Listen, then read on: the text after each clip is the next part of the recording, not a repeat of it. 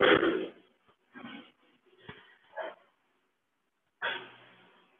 Hello hello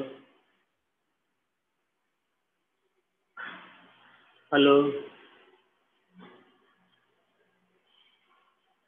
होगा 3rd week में, उम्मीद है। अभी मतलब श्योर नहीं है, लेकिन मान के चलो कि 15 के बाद ही होगा। 17 के बाद एक्चुअली मान के चलो, 17 को आपको ये है विश्वकर्मा पूजा है, के बाद ही होगा। तो हो सकता है कि वो भी एग्जाम गूगल फॉर्म पे हो, लेकिन उसमें ऑब्जेक्टिव और सब्जेक्टिव दोनों टाइप के क्वेश्चन होगा। जैसे बोर्ड का पैटर्न में होता है कि 14-15 क्वेश्चन ऑब्जेक्टिव होते हैं और बाकी सारे सब्जेक्टिव होते हैं, तो उस टाइप का ही होगा। और उसमें आपको लिखना पड़ेगा, टाइप करना पड़ेगा। तो अभी तो खाली क्लिक करना था, तब इतना प्रॉब्लम होता था, इतना फोन आता था। जब टाइप करना होगा तो पता नहीं क्या क्या होगा। मतलब हम लोग तो 11 से फोन आना स्टार्ट हुआ, तो 19 तारीख तक साइंस का एग्जाम था मेरा। तो उस दिन तक तो एकदम तबाह ही तबाह हो गया फोन। उसके बाद भी सर, किसी का भी कोई भी कोऑर्डिनेटर है सर, हमारा ये नहीं हो रहा है, किसी को फोन कर दो। अब आंसर ऑप्शन गलत है तो फोन कर दिए। अब भाई क्लास सब्जेक्ट टीचर जो दिया है वही तो हम लोग करेंगे ना टाइप। एक क्वेश्चन में 10th में था कि 8 में, 9th में, उसका ऑप्शन है एसएसटी में कोई गलत टीचर लिख के दे दिए थे। वो 1860 या 1868 होना था, उसमें 1968 है, 1960 ऐसे दिया हुआ था। तो चलो कुल मिला के फिर भी ये आयुष किस सेक्शन में है? एक एडमिट करने के लिए अभी आ रहा है रिक्वेस्ट, नाम सिर्फ आयुष लिखा हुआ है। चारों सेक्शन में कोई आयुष है? ए जी में नहीं सर। ए में नहीं जी है, में है जी सर। जी में है। मोबाइल पे तो कोई नहीं आ रहा है इसका। तो चलो एडमिट करते हैं, देखते हैं कौन है। चलो, तो हम लोग का जो लेसन चल रहा था सेकंड लेसन, उसमें कौन सा टॉपिक हम लोग खत्म किए थे पिछले वीक में, पिछले वीक में? याद है किसी को कि एग्जाम में सब भूल गए लोग? मैंने पढ़ाने का स्टार्ट हुआ नहीं कि सब लोग अपना अपना कैमरा ऑफ करके बैठ गए, जवाब का आपको पढ़ाना स्टार्ट करिए नहीं।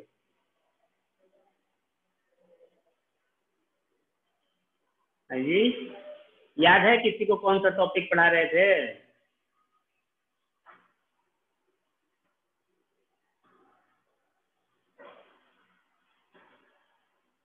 नहीं याद है। बेकिंग सोडा पढ़ा रहे थे, याद आया अभी?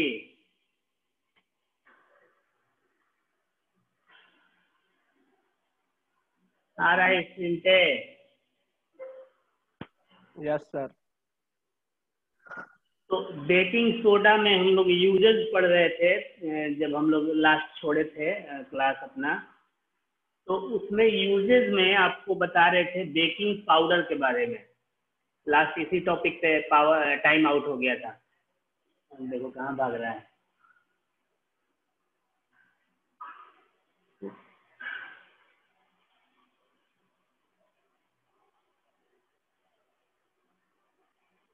चल गया, एक बार बहुत आ गए। बेकिंग पाउडर, कोई बताएगा बेकिंग पाउडर और बेकिंग सोडा में कोई डिफरेंस है या नहीं है?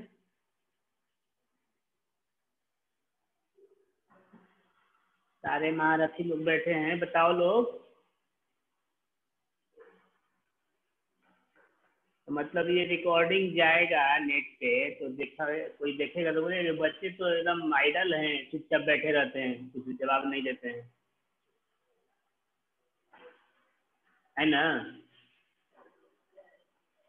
क्वेश्चन का जवाब दो लोग। अभिनव ये बोलता है, कहाँ गया अभिनव? 10th है अभिनव, नाम है कि यस अनुभव सर। नाम है?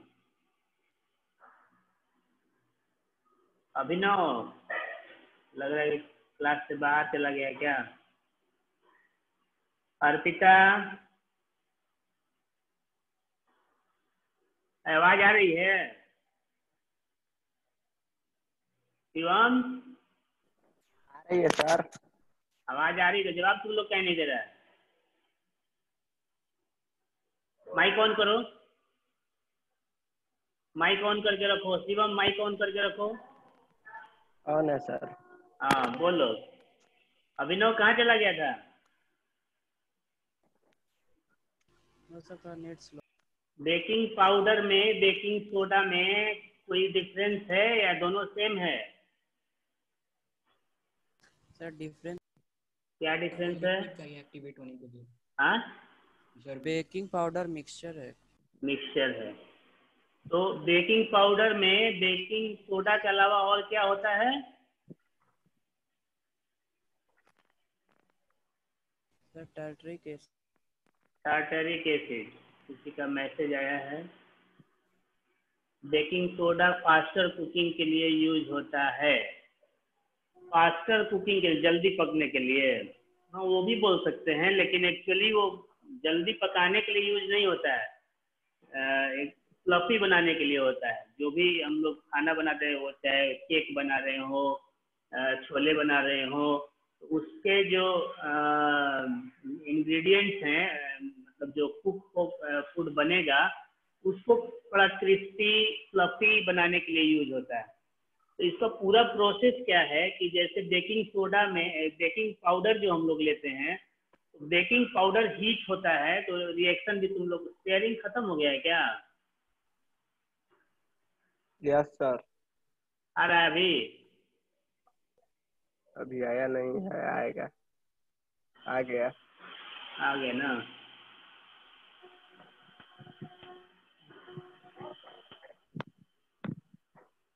तो यहाँ पे देखो रिएक्शन 4 नंबर पे एक रिएक्शन लिखा हुआ है। वेटिंग रूम में कोई है, देखते हैं। अर्पिता 10H, Vivo 1820, इसको छोड़ देते हैं। तो नंबर 4 पे एक रिएक्शन आपको दिख रहा है कि बेकिंग सोडा है ये NaCO3, और इसको हीट किया जा रहा है, तो क्या बन रहा है? कौन कौन से प्रोडक्ट बन रहे हैं? ये बन रहा है Na2CO3। इसका क्या नाम है? जवाब दो लोग, वन वे क्लास हमको अच्छा नहीं लगता है। Sodium carbonate. Sodium carbonate, very good. और उसके साथ बन रहा है वाटर, और उसके साथ बन रहा है कार्बन डाइऑक्साइड। तो अभी जैसे भी अब बेकिंग पाउडर को भी हीट करेंगे, तो उसमें भी बेकिंग सोडा है, तो ये जब हीट होगा तो ये तीनों चीज बनेगा। अब तीनों का अलग अलग फंक्शन है। ये जो कार्बन डाइऑक्साइड है, ये जो कार्बन डाइऑक्साइड बना, ये आपके फूड को फ्लफी बनाएगा या जल्दी पकाएगा या क्रिस्पी बनाएगा, जो भी आप समझते हो। एक्चुअली फ्लफी बनाने के लिए यूज होता है। तो ये जो गैस है वो आपको फ्लफी बनाएगा, कार्बन डाइऑक्साइड फूड आइटम को। H2O जो है ये आपके फूड आइटम को मॉइस्ट रखेगा, नमी उसमें बरकरार रखेगा, वो ड्राई ज्यादा नहीं होगा। और ये जो बना सोडियम कार्बोनेट, ये आपके फूड को बिटर कर देगा, यानी उसका जो टेस्ट है वो कड़वा हो जाएगा, बिटर हो जाएगा।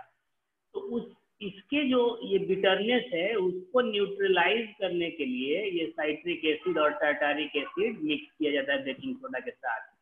तो ये जो एसिड है ये माइल्ड एसिड है और ये बेस है, तो इसके इफेक्ट को, बिटरनेस को ये न्यूट्रलाइज कर देगा। तो आपका जो फूड होगा वो बिटर नहीं लगेगा। जब केक बना रहे हैं और वो कड़वा लगने लगे तो फिर वो तो केक बिकेगा नहीं, कंपनी को लॉस हो जाएगा। तो इसलिए उसमें बेकिंग सोडा नहीं यूज करके बेकिंग पाउडर यूज किया जाता है।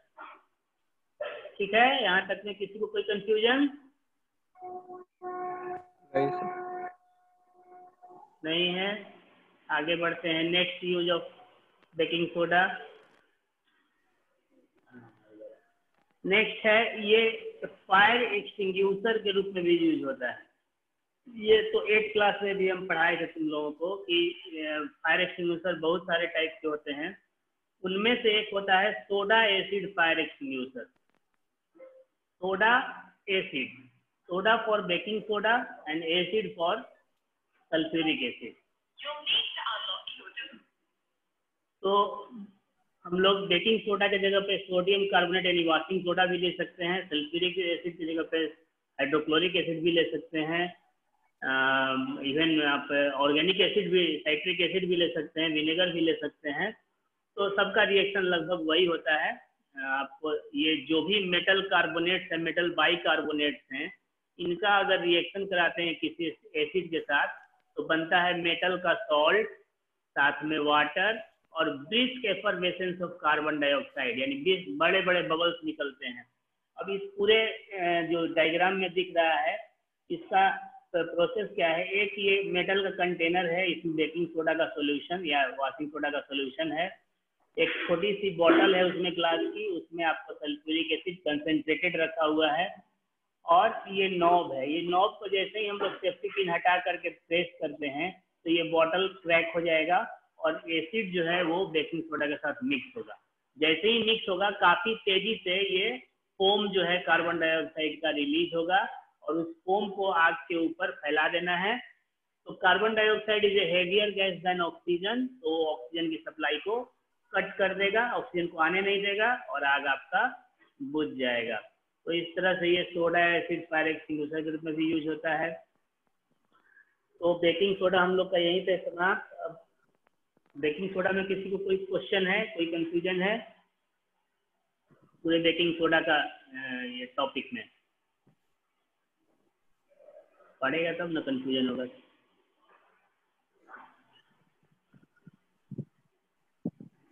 किसी का कोई क्वेश्चन? बाद में ना, पढ़ने के बाद। चलो तो हम लोग नेक्स्ट सॉल्ट पढ़ते हैं, वॉशिंग सोडा।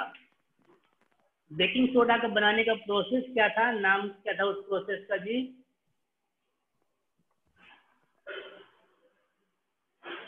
बताओ आंसर।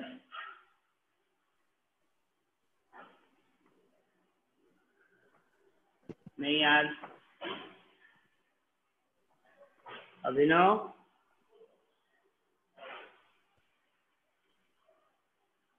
अभिनव,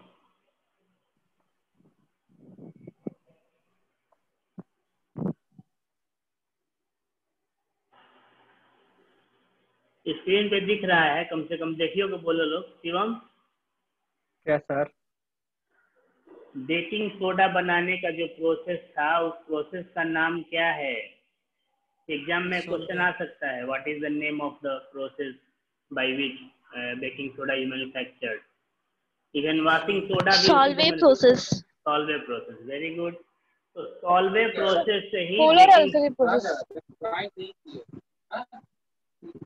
सॉल्वे प्रोसेस से ही बेकिंग सोडा भी बनता है और वॉशिंग सोडा भी बनता है। किसी का मैसेज आया है, मैसेज में कोई रिक्रिस्टलाइजेशन, नो, रिक्रिस्टलाइजेशन क्या होता है वो भी बाद में बताएंगे। हम बेकिंग सोडा का पूछे थे, वॉशिंग सोडा का नहीं। सॉल्वे प्रोसेस हुआ, उसी से वॉशिंग सोडा भी बनेगा। कैसे बनेगा? तो बेकिंग सोडा बनाने में आपका सिर्फ एक ही स्टेप यूज हुआ था और उसी पहला स्टेप से स्टार्ट करके और 2 स्टेप यूज किया जाएगा तो आपका वॉशिंग सोडा बनेगा। तो बेकिंग सोडा में क्या था कि हम लोग अमोनियाकल ब्राइन लेते हैं। अमोनियाकल ब्राइन मतलब कि ब्राइन हो गया कॉमन सॉल्ट का सॉल्यूशन, कंसंट्रेटेड सॉल्यूशन, जितना पानी उतना वाटर, उसी को ब्राइन बोलते हैं। तो ये आपका जो है ये ब्राइन हो गया इतना दूर तक, NaCl+H2, इसको ब्राइन बोलते हैं। अमोनियाकल यानी कि वो अमोनिया से सैचुरेटेड किया हुआ है, अमोनिया गैस उसमें पास कराया हुआ है और उसके ऊपर से कार्बन डाइऑक्साइड गैस पास कराते हैं। तो आपको 2 प्रोडक्ट बनते हैं, एक बनता है बेकिंग सोडा, दूसरा बनता है अमोनियम क्लोराइड। तो आपका पहला स्टेप पूरा हुआ, बेकिंग सोडा बन गया। पहले स्टेप में हम लोग सिर्फ बेकिंग सोडा ही बनाते हैं। दूसरे स्टेप में क्या करते हैं कि इस जो बेकिंग सोडा बना उसको हीट करेंगे। तो हीट करेंगे तो ये डिकम्पोज होगा। डिकम्पोज यानी कि एक रिएक्टेंट से बहुत सारे प्रोडक्ट बनेंगे। तो वो कौन कौन से प्रोडक्ट बनेंगे? तो वो बनेंगे सोडियम कार्बोनेट, वाटर और कार्बन डाइऑक्साइड। वाटर वेपर के फॉर्म में और कार्बन डाइऑक्साइड ये निकल जाएगा एटमॉस्फेयर में, बच जाएगा आपका सोडियम कार्बोनेट। अब ये सोडियम कार्बोनेट वॉशिंग सोडा नहीं हुआ, ये आपको सोडा ऐश हुआ, यानी कि इसमें आपका जो क्लींजिंग प्रॉपर्टी है, साफ करने की जो प्रॉपर्टी है वो प्रॉपर्टी नहीं अवेलेबल होती है। तो इसको रिक्रिस्टलाइजेशन करेंगे, यानी कि क्रिस्टल के फॉर्म में चेंज करेंगे। तो कैसे करेंगे? वाटर के साथ इसको मिक्स करेंगे, तो ये जो पाउडर्ड फॉर्म में सोडियम कार्बोनेट बना है वो वाटर के साथ मिल करके और बन जाएगा आपको सोडियम कार्बोनेट के क्रिस्टल्स Na2CO3 10H2O, यानी sodium carbonate decahydrate, and that is washing soda. तो ये 3 स्टेप में वॉशिंग सोडा बनेगा। प्रोसेस का नाम वही है, सॉल्वेंट प्रोसेस ही। पहला स्टेप में बेकिंग सोडा बनेगा, दूसरा स्टेप में बेकिंग सोडा का डिकम्पोजिशन होगा, और तीसरा स्टेप में रिक्रिस्टलाइजेशन होगा। तो एग्जाम में आता है इसका प्रोसेस लिखने का, मैन्युफैक्चरिंग का, तो आपको उस समय ये तीनों स्टेप लिखना होगा रिएक्शन के साथ। अब आते हैं प्रॉपर्टीज ऑफ वॉशिंग सोडा। तो प्रॉपर्टीज में ये भी ट्रांसपेरेंट क्रिस्टलाइन सॉलिड है। उसके बाद जब आप इसको एयर में छोड़ देते हैं, मतलब एक्सपोज कर देते, छोड़ देते हैं, जैसे बहुत साल पहले हम लोग जब धोबी लोग ये यूज करते थे, सोडा यूज करते थे कपड़े धोने के लिए, तो बोलते थे कि इसका डब्बा का जो ढक्कन है ना पूरा टाइट करके बंद करो, नहीं तो सोडा जो है वो खराब हो जाएगा। तो भोजपुरी में उसको भाखरा सोडा बोलते थे लोग। तो खराब क्यों हो जाता था? खराब इसलिए हो जाता था कि जब इसको वाटर में एयर में एक्सपोज करते हैं तो ये आपको जो है, कहाँ चला गया,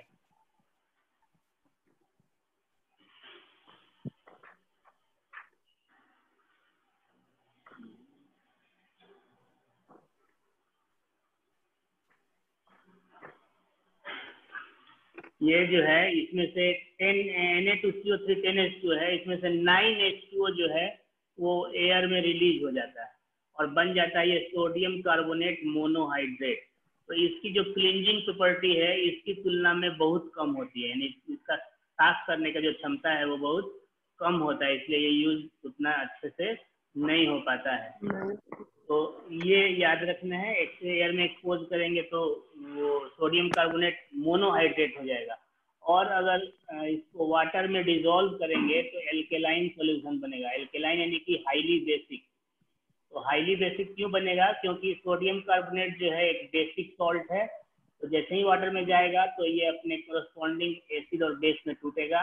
तो बेस हो गया NaOH जो कि एक स्ट्रॉन्ग बेस है, और एसिड हो गया H2CO3 जो कि वीक एसिड है। तो ओवरऑल जो प्रॉपर्टी होगा सॉल्यूशन का वो हाईली बेसिक होगा, दैट इज अल्केलाइन। और जब इसको हीट करेंगे तो इसमें से सारा जो 10H2 है वो सारा मॉलिक्यूल रिलीज हो जाएगा, और ये बोला जाएगा सोडा ऐश। इसमें क्लीनिंग प्रॉपर्टी बिल्कुल नहीं होगी, सारा वाटर मॉलिक्यूल निकल जाएगा, तो क्लीनिंग प्रॉपर्टी बिल्कुल ही नहीं होगी। और चूंकि ये मेटल का सॉल्ट है तो एसिड के साथ रिएक्शन करके ये सॉल्ट बनाएगा, अनदर सॉल्ट, वाटर बनाएगा और कार्बन डाइऑक्साइड बनाएगा। अलग अलग एसिड यूज करेंगे तो सॉल्ट अलग अलग बनेगा। जैसे Na2CO3 HCl यूज किए तो NaCl बन गया, Na2CO3 के साथ H2SO4 यूज किए तो Na2SO4 बन जाएगा। बाकी जो बाई प्रोडक्ट है H2 और CO2 वो सब में वही बनेगा। और इसका यूज करते हैं परमानेंट हार्डनेस ऑफ वाटर को रिमूव करने में। तो हार्डनेस ऑफ वाटर आगे भी पढ़ना है कार्बन इस कंपाउंड लेसन में, लेकिन अभी हम लोग जान लेते हैं कि हार्डनेस ऑफ वाटर होता क्या है। जिस पानी में, जैसे आप घर पे टैप वाटर आता है, तो टैप वाटर में अगर आप सोप यूज करो, अभी हम लोग एक्चुअली घर पे कपड़े धोने के लिए कोई भी सोप यूज नहीं करता है। वो जो लाते हैं ना,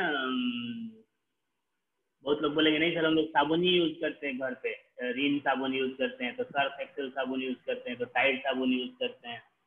दीज आर नॉट सोप, वो डिटर्जेंट बार है। तो सोप जो है उसकी पहचान हार्ड वाटर की यही है कि सोप जो है, साबुन जो है जिसमें कि कास्टिक सोडा होगा, वॉशिंग सोडा होगा, वो वाटर में लैदर नहीं बनाएगा, झाग नहीं बनाएगा हार्ड वाटर में। अगर वाटर में ये 4 में से कोई भी एक या एक से अधिक सॉल्ट हो, calcium chloride, calcium sulphate, magnesium chloride या मैग्नीशियम सल्फेट, इन चारों में से कोई भी एक हो या एक से अधिक भी हो, तो वो पानी जो है वो हार्ड वाटर कहलाएगा। हार्ड वाटर इसलिए कहलाएगा कि साबुन जो है उसमें झाग नहीं बनाएगा, तो वही पहचान है उसका। तो यहाँ पे हम लोग सोडियम कार्बोनेट को यूज करके और वो हार्डनेस को हटा सकते हैं, वाटर के हार्डनेस को। हार्डनेस की 2 टाइप का होता है, टेम्पररी और परमानेंट। तो ये अगर चारों ये सॉल्ट डिजोल्व है तो परमानेंट हार्डनेस है, और टेम्पररी हुआ कि कोई कॉमन सॉल्ट हो गया या कोई दूसरा सॉल्ट थोड़ी देर में डिजोल्व हुआ फिर उसको फिल्टर भी कर सकते हैं, तो वो टेम्पररी हार्डनेस हुआ। तो यहाँ पे हम लोग क्या देखते हैं, जैसे कैल्शियम क्लोराइड है, मान लो कि ये सॉल्ट है, इसके चलते हार्डनेस है। अब Na2CO3 को हम लोग अगर उसमें डालेंगे तो NaCl बन जाएगा और CaCO3 बन गया, ये डबल डिस्प्लेसमेंट रिएक्शन हो गया। तो डबल डिस्प्लेसमेंट रिएक्शन हुआ, तो जिस सॉल्ट के चलते हार्डनेस था कैल्शियम क्लोराइड के चलते, अब ये कैल्शियम क्लोराइड तो रहा ही नहीं, तो ये जो परमानेंट हार्डनेस है वो टेम्पररी हार्डनेस में चेंज हो जाएगा, और आप उसको फिल्टर करके उस सॉल्ट को हटा देंगे तो आपका वाटर जो है पूरी तरह से सॉफ्ट वाटर बन जाएगा, यानी उसमें साबुन झाग बनाने लगेगा। तो इसका use permanent hardness of water हटाने में होता है। कैसे होता है उसका रिएक्शन भी याद रखना है। अब इसका यूज के बारे में पढ़ना है। तो यूज, चूंकि ये वॉशिंग सोडा है तो धोने के काम आएगा, तो लॉन्ड्रीज में क्लॉथ को, कपड़ों को धोने में वाटर के परमानेंट हार्डनेस को हटाने में यूज करते हैं। पेपर इंडस्ट्री में जो पेपर के ये होते हैं, पल्प होते हैं, वुड पल्प, उसको साफ करने में, ग्लास बनाने में, सोप बनाने में, सोडा ग्लास नाम का एक ग्लास होता है उसमें यूज होता है, सोप बनाने में, बोरेक्स। अच्छा, इसमें से किसी को बोरेक्स का फॉर्मूला मालूम है? सुहागा बोलते हैं इसको, ज्वेलर्स लोग यूज करते हैं, जो ज्वेलर्स मतलब कि जो कारीगर होते हैं ना गहना बनाने वाले, वो लोग यूज करते हैं। किसी को बोरेक्स का फॉर्मूला याद है? 7th क्लास में पढ़ा हुआ चीज है, नहीं याद है? यहाँ हम लिख रहे हैं Na2B4O7, वेरी गुड, Na2B4O7, यही बोरेक्स का फॉर्मूला होता है। ये 7th क्लास में एसिड बेस और सॉल्ट लेसन में पढ़े हो गए। आपको स्क्रीन पे दिख रहा है Na2B4O7, बोरेक्स हो गया। और फिर वही है, it is used as a laboratory agent, यानी कि लेबोरेटरी में और भी बहुत सारे प्रोडक्ट बनाने में इसका यूज किया जाता है। तो वॉशिंग सोडा भी आपका खत्म हो गया। इसमें किसी को कोई क्वेश्चन, कोई क्वेरी, कोई कंफ्यूजन? क्योंकि लेसन खत्म हो जाएगा तो फिर हम पूछना स्टार्ट करेंगे।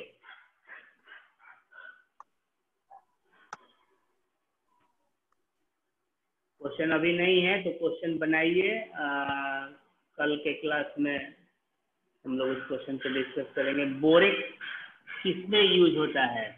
अभी तो बताया, बोरेक नहीं, बोरेक्स होता है, BORAX।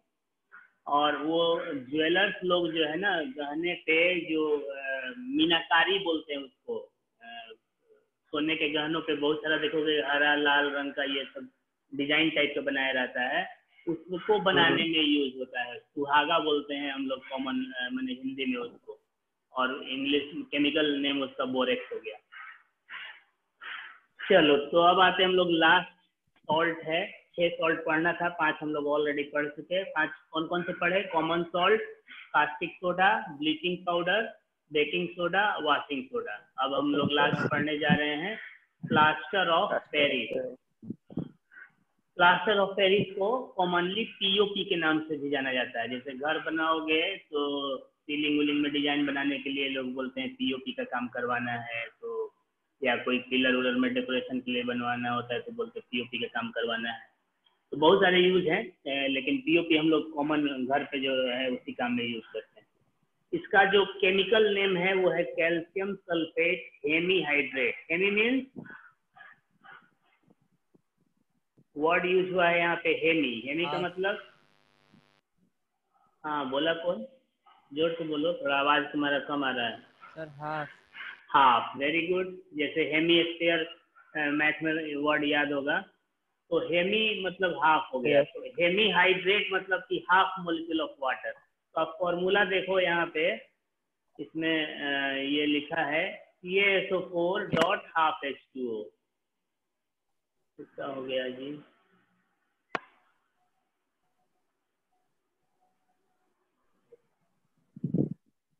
CaSO4 dot half H2O। तो CaSO4 कैल्शियम सल्फेट हो गया, और हाफ मतलब हेमी हो गया, और हाइड्रेट मतलब वाटर हो गया। और कॉमन नेम POP तो जानते ही हैं। कैसे बनेगा? मैन्युफैक्चरिंग करने के लिए जिप्सम, जिप्सम को एक भट्टी में, किल मतलब भट्टी हो गया, 100 डिग्री सेल्सियस या उससे ऊपर टेम्परेचर पे हीट करेंगे तो वो बीच में कहाँ से आ गया, तो वो जो जिप्सम है वो आपको डिकम्पोज होकर के, पार्शियल डिकम्पोजिशन होकर के और बनेगा आपका ये पीओपी। तो जिप्सम का फॉर्मूला है calcium sulphate dihydrate. Calcium sulphate dihydrate को केमिकली हम लोग जिप्सम के नाम से जानते हैं। हीट किए तो इसमें हाफ मोलिक्यूल वाटर का रह गया और 1.5 मोलिक्यूल जो है 1.5 मोलिक्यूल बाहर निकल गया। अब जिप्सम होता क्या है, इसका क्या यूज है ये भी बता देते हैं। जैसे सीमेंट, घर पे हम लोग कंस्ट्रक्शन वर्क होता है तो सीमेंट यूज होता है ना। यस। तो अपने एक्सपीरियंस बताओगे लोग, जितना काम देखे होगे तुम लोग, एक सीमेंट वाइट कलर का मतलब ग्रेइश कलर का मिलता है और एक थोड़ा ब्लैकिश कलर का मिलता है। कौन सा सीमेंट जल्दी जमता है? ब्लैक वाला। ब्लैक वाला। तो इसके बावजूद भी छत ढलाई के लिए अभी ब्लैक वाला सीमेंट मिस्त्री प्रेफर नहीं करता है। अगर अच्छा मिस्त्री है, समझदार है, जानकार है, ब्लैक वाले सीमेंट को वो प्रेफर नहीं करता, कहता ना ब्लैक वाले से ढलाई नहीं होगा। क्यों? जब जल्दी जमता है तो उसी को नहीं यूज करना चाहिए था। किसी को पता है इसके बारे में? उसमें सर मिलावट भी होता है ना। तो मिलावट से क्या मतलब है? जल्दी जम रहा है ना। मिलावट तो इसमें भी हो सकता है, राख मिला देंगे, नहीं गिट्टी का पाउडर मिला देंगे, वो तो सब में होता है। मिलावट तो करने वाले वो सोना चांदी में मिलावट कर दे रहे हैं, तो ये सब तो सीमेंटिंग है। देखो क्या होता है कि सीमेंट का 3 ग्रेड होता है, ए बी और सी। ए ग्रेड सीमेंट जो है ना, वो उसका जो सेटिंग टाइम जो है वो सबसे देर से होता है, और बी ग्रेड वाला उससे भी थोड़ा कम टाइम लेता है, और सी ग्रेड वाला सबसे जल्दी जमता है। तो उल्टा ग्रेडिंग हो गया, सी वाले को ए होना चाहिए था, बी वाला तो बीच में है ही, और ए वाले को सी होना चाहिए था। ऐसा नहीं है। सीमेंट जल्दी जमना उसका क्वालिटी नहीं है, प्रॉपर्टी नहीं है। सीमेंट जल्दी जम रहा है तो क्या होगा कि अगर आप ढलाई कर रहे हो छत की, और हो सकता है कि आपका वो पूरा ठीक से बैठाने में एयर बबल्स निकालने के पहले ही वो जम जाए और एयर बबल्स निकले ही नहीं या अंदर ही रह जाए, तो फिर वो छत जो है वो टिकाऊ नहीं होगा। इसलिए कभी भी ढलाई के लिए मतलब उस सीमेंट को अच्छा सीमेंट माना ही नहीं जाता किसी भी काम के लिए, लेकिन प्लास्टर वास्टर में लोग यूज कर लेते हैं क्योंकि वो जल्दी जम जाएगा, तो जल्दी हार्ड हो जाएगा। अब ये जो सेटिंग टाइम जो है वो डिपेंड करता है किससे? जिप्सम पे। जितना ज्यादा जिप्सम उतना जल्दी जमेगा। सीमेंट जिसमें जिप्सम का अमाउंट जितना ज्यादा होगा उतना जल्दी जमेगा। यानी कि जो ब्लैक सीमेंट है उसमें सेटिंग का जो टाइम है वो सबसे कम इसलिए है क्योंकि जिप्सम उसमें ज्यादा है। बी ग्रेड वाले में उससे कम जिप्सम है और ए ग्रेड वाले में सबसे कम जिप्सम। तो इसीलिए वो जिप्सम जल्दी जमता है, इसलिए वो सीमेंट में यूज नहीं होता ज्यादा। लेकिन प्लास्टर और पेरिस में क्या है, वो इसीलिए यूज ही कहते हैं कि वो जल्दी जमे, नहीं तो फिर गिर जाएगा।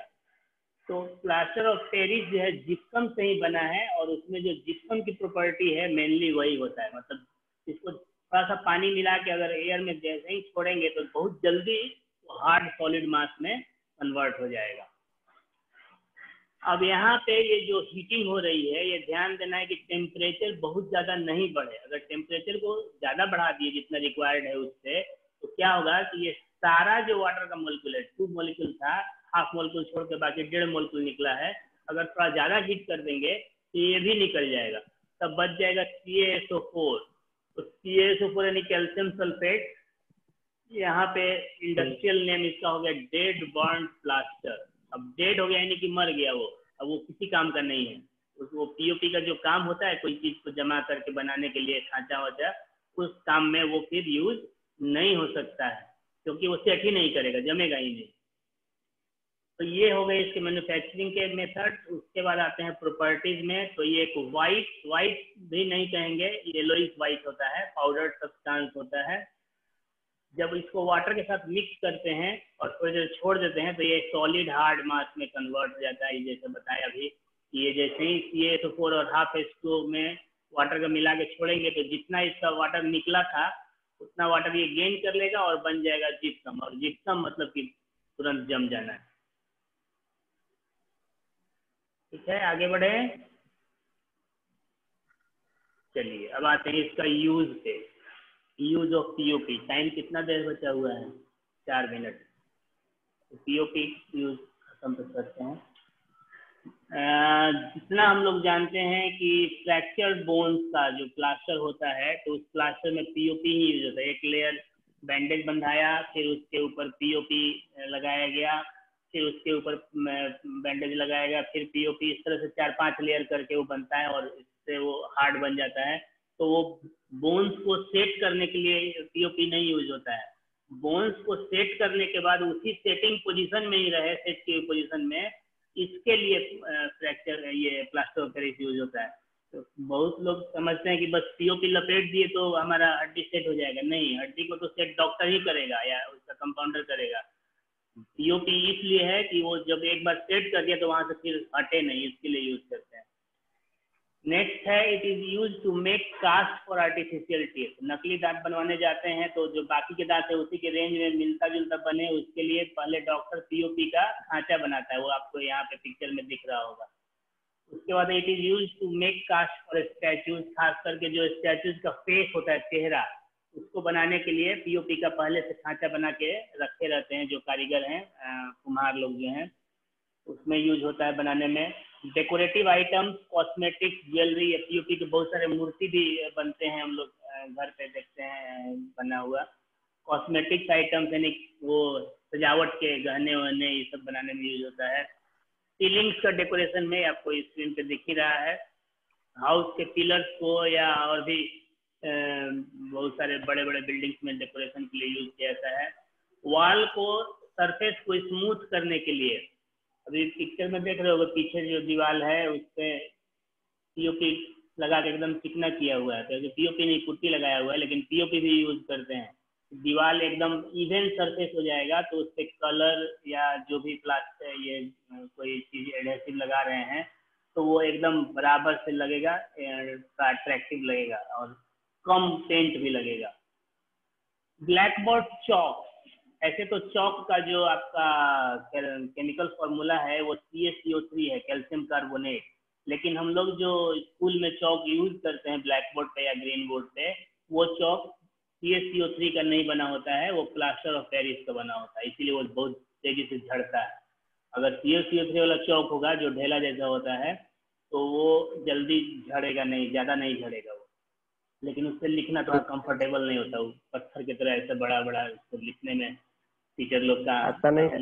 हाँ, अभी देहात में मिलेगा, शहर में नहीं मिलेगा। प्लेट पर लिखने वाला सर, प्लेट हाँ, पर लिखने वाला। लेबोरेटरी में जैसे हम लोग का जो एपरेटस है, बीकर हो या फिनल है या कुछ भी इस तरह का है, उसको सील करना है तो सील करने के लिए अगर कॉर्क नहीं है तो उसके जगह पर हम लोग पीओपी से सील कर सकते हैं कि ताकि वो पूरी तरह से सील हो जाए, तुरंत जम जाएगा तो जल्दी सील हो जाएगा।